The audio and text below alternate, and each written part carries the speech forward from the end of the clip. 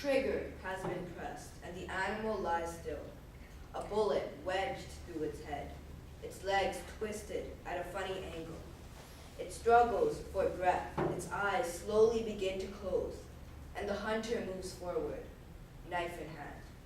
And we call this justice. Good evening, honorable judges, worthy opponents, and guests. The bill before us today reads this House would ban all blood sports. I, as a member of the proposition, strongly support this bill. Today, I will talk to you about the environmental effects of hunting, how killing is immoral and useless without utilitarian value, and how we are sending the wrong message to society. But before I begin my constructive speech, allow me to present my definition of moral. We define blood sports as hunting, including seal hunting and fishing. Although we exclude people who hunt for food, we only will find people who hunt for a sport. Also, by ban we mean we will make hunting for fun illegal, and the consequence will be enormous fines. We would redirect hunting grounds to public benefit, meaning hunting grounds will be used to either make into parks or other recreational centers. Before implying this law, we will have a 2-month grace period for hunters to find either new jobs or a new career, but just for them to think about. And we will have forest security throughout different various forests, and we will have a station, a small patrol station near the forest, in case of any problems or people illegally hunting. My first point today is how killing is wrong.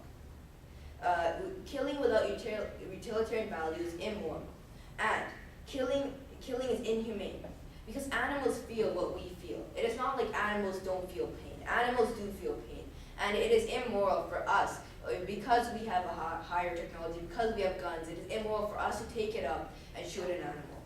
And it is even more immoral because we just want to do it for the fun or for the thrill, or to hang its head up as a trophy in front of our fireplace.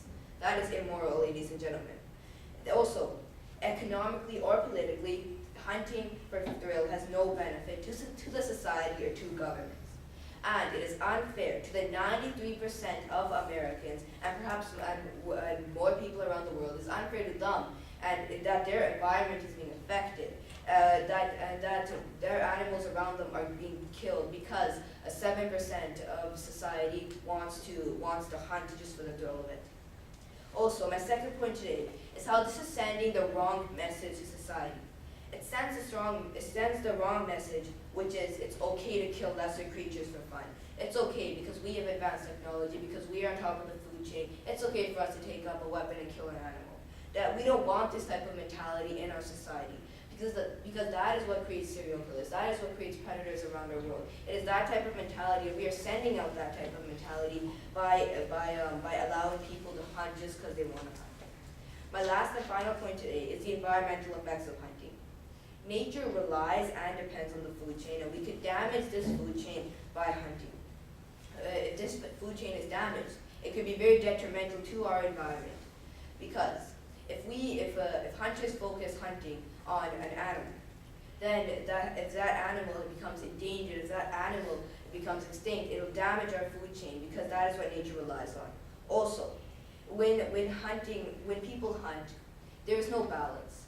When people hunt, people hunt whatever animal they find, and that is imbalance. When animals in nature hunt, there's always a balance. The stronger animals hunting the weaker animals, the stronger animals hunting the wounded animals, the even stronger animals hunting animals.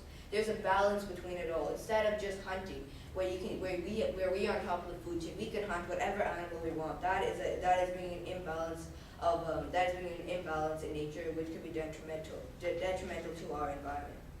So what have I spoken to you about today? I've talked to you about the environmental effects of hunting, how it can be detrimental to our environment. I've talked about how killing is immoral and how killing is useless without utilitarian value, and how we're sending the wrong message to society. Lastly, I would like to state that if this bill passes, no longer will we have to watch this injustice. No longer will we have to watch animals suffer these painful deaths. And no longer will we see, watch, and hear the suffering of animals and their wails of agony, or the gunshot that will condemn it to death. This is the first step to helping our environment from the crumbling state. Thank you.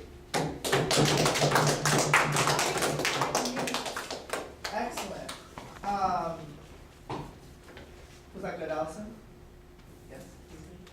No, yeah, since summer camp, it's just been tenfold improvement. That was a very, very, very good speech. I would say don't over model. Your model is a bit specific. You don't have to get into like, some things were good about it, but I think we talked about, there was just a few too many things. We can look at it more specifically, but you just don't want to, you want to make sure you're not modeling too much. If you guys notice, when he said a point, he read it out and then he explained how does it impact different types of people? How does it impact the hunters? How does it impact the rest of society? The 93% versus the 7%. Try to look at how it hits different people. That's very important. I think that the only thing now again to make you that like to bring that score from excellent to an extremely excellent is just a bit more of natural appeal through your tone and things like that. It was very good. Okay. Next.